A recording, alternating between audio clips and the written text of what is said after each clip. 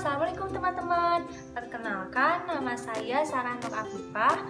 Pada video kali ini saya akan mencoba menjelaskan materi mengenai konvergensi media. Nah, sebelum saya menjelaskannya, saya akan membagi ke beberapa pokok pembahasan.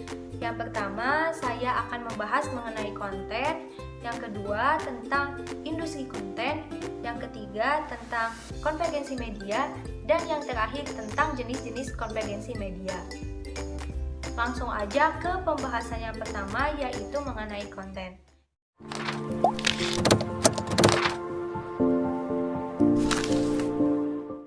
Jadi teman-teman, kita itu harus memahami dulu konten, karena konten itu adalah bagian dari konvergensi media.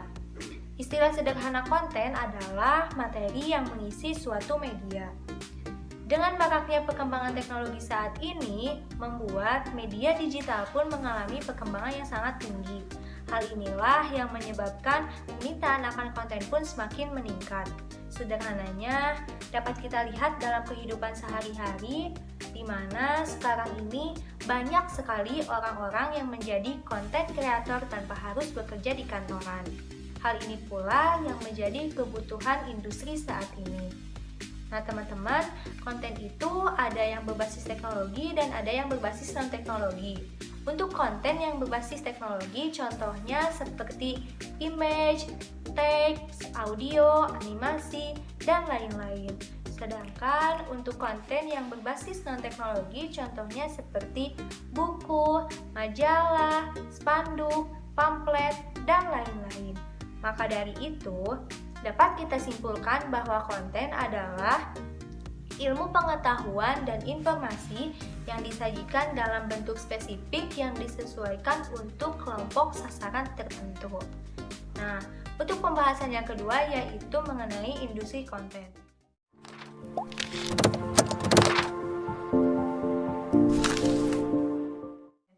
Industri konten ini memang sedang marak teman-teman. Dengan begitu, para konsumen pun menginginkan lebih. Maksudnya, ketika kita akan memperoleh informasi dari sebuah internet, maka yang ada dalam pikiran kita itu bisa mendapatkannya secara gratis. Tetapi tidak demikian.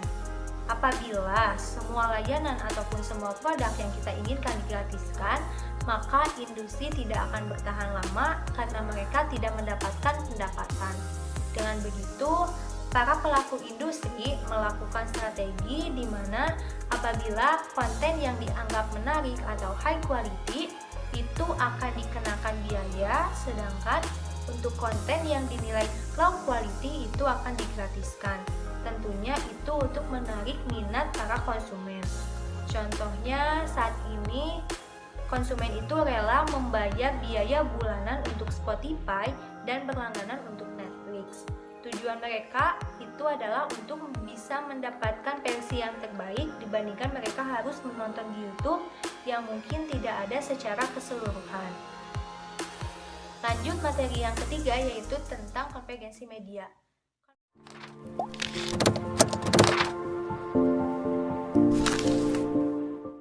Konvergensi artinya penggabungan menjadi satu fungsi. Jadi, jika bicara tentang konvergensi media, artinya adalah penggabungan beberapa media menjadi satu fungsi. Contohnya, dahulu orang hanya mengenal istilah teks dan image. Sekarang, dengan perkembangan teknologi ini, maka muncullah konten video di mana itu adalah gabungan antara audio, teks, dan image. Nah, untuk materi yang terakhir yaitu tentang jenis-jenis konvergensi media.